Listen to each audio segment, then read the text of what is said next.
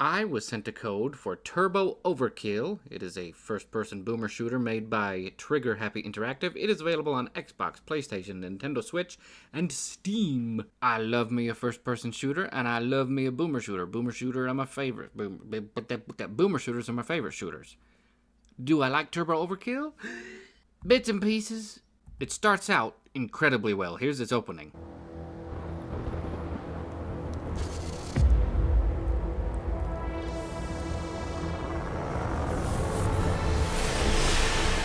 We have arrived, sir. Best make this a quick trip. Paradise isn't a place you want to be for long.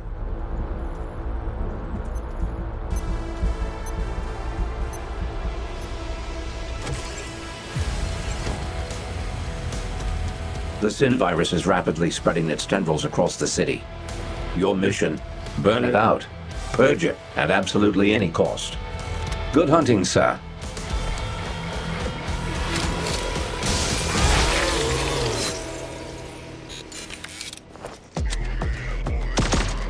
Boom! The tone is set, and it keeps that tone really well. This goofy, schlocky, very fun B-movie 80s cyberpunk energy going on throughout the whole time. Very fun stuff, I like that. In fact, that's probably the thing I like the most about the game, is there's a whole bunch of personality put into some of the animations. When you find a double-barrel shotgun, you turn it into a sawed-off shotgun by using the chainsaw in your knee to saw off the barrels. That's hilarious. You have a little micro missile in your arm that you get at one point, and when you lock onto people and fire them off, right to send them off, you flip them the bird with your little cyber robot. You flip them the bird with your little cyber robot arm. It's very irreverent, goofy, funny. Tons of 80s RoboCop gore kind of stuff going on, and that tone, very good. But from the game's very goofy, fun opening, it feels like a constant decline as you go through the game. At least it did for me. I really like their sense of tone, and I really like the visual style. I would not change anything about the visual style. I like the voxel look to the enemies, the 3D polygon thing. I love the neon-soaked streets. I love the design of your weapons. And the reason I say that it just felt like a downward decline, it's not that the game does anything bad. I just didn't feel like it did much to keep me engaged throughout the entire thing, if that makes sense. Level design is fine. There are some levels that are way better than others. There are some levels that are way worse than others. And toward the end of the first chapter, and there are 3 chapters for the full game, levels just start to get way too long. Way too long.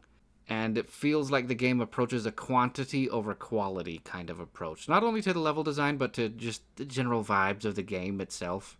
You have a whole bunch of weapons to choose from, and there's a mod for each weapon, and some of the weapons are an absolute blast to use, and some of the mods are super creative.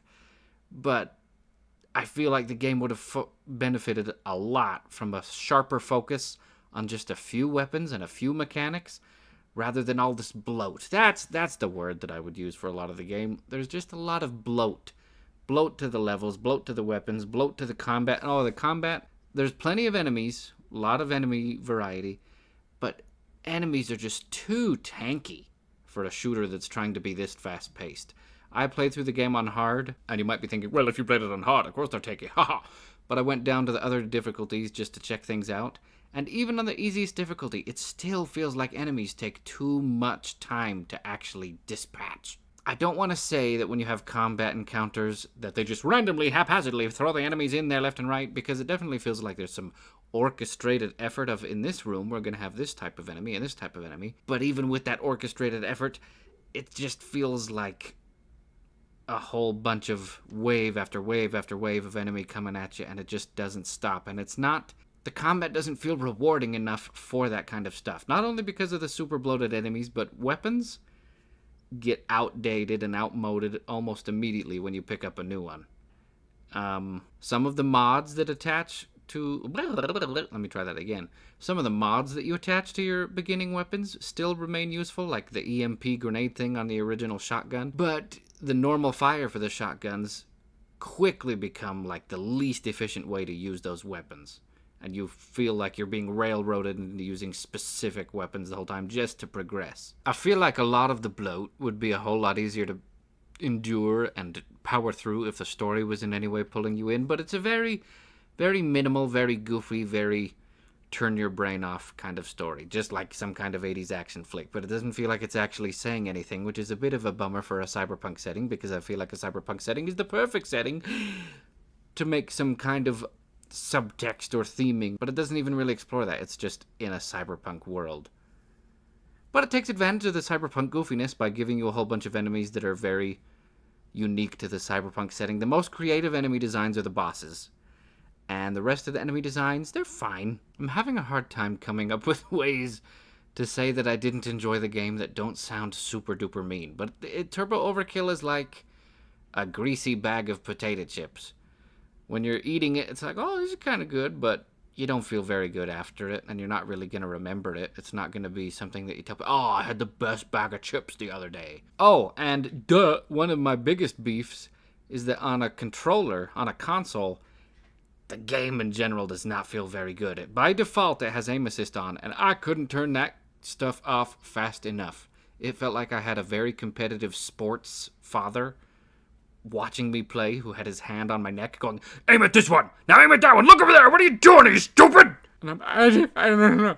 It was so hard to just turn my camera to look at the enemy I wanted to look at. So I turned aim assist off, that felt way better, but the biggest problem is that on a controller, on a console, you cannot remap the buttons. And playing a game like this, a boomer shooter that's this focused on moving around and jumping and having to use the A button to jump, I don't think I would have survived, which is why I went into the settings on my Xbox and made it so my controller actually just constantly switched the left bumper and the A button. So the entire time I was playing the game, my controller just had those buttons switched. I mean, it's a nice fix, and it was much better to have the bumper for jumping. But I think if you're someone who's interested in Turbo Overkill and you're someone who really likes shooters, you might enjoy this best on PC. I think it'll probably control the best with mouse and keyboard controls. It definitely feels like the game was made with that in mind first. For me, I don't think I'd want to play it on PC because I hate mouse and keyboard controls, but it would be nice if there was a little bit more oomph put into how it feels to control on a controller. In fact, I still think a lot of people could really like Turbo Overkill. I think that there's definitely an audience who just wants a nice, meaty, schlocky, turn your brain off first-person shooter, boomer shooter.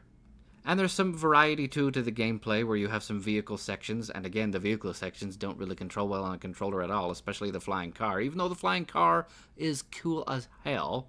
But for me, Turbo Overkill is definitely overkill. And I mean, I don't know if I can really fault them for that. It's definitely in the name. It's definitely what they were going for.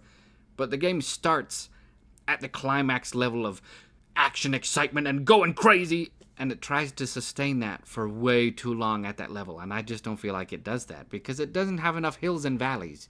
There's not enough climbing and escalating and rising and falling and crescendoing and decrescendoing and all the other synonyms for going up and down in the game's pacing to make it that engaging the entire time.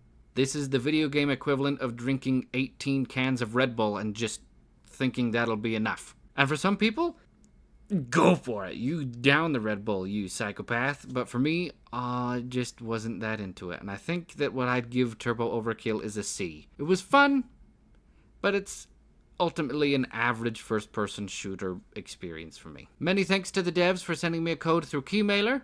And if you're interested, like I said at the top of the video, available on Xbox, PlayStation, Nintendo Switch, and Steam. And I think that there's still a demo on Steam. In fact, let me check that real quick.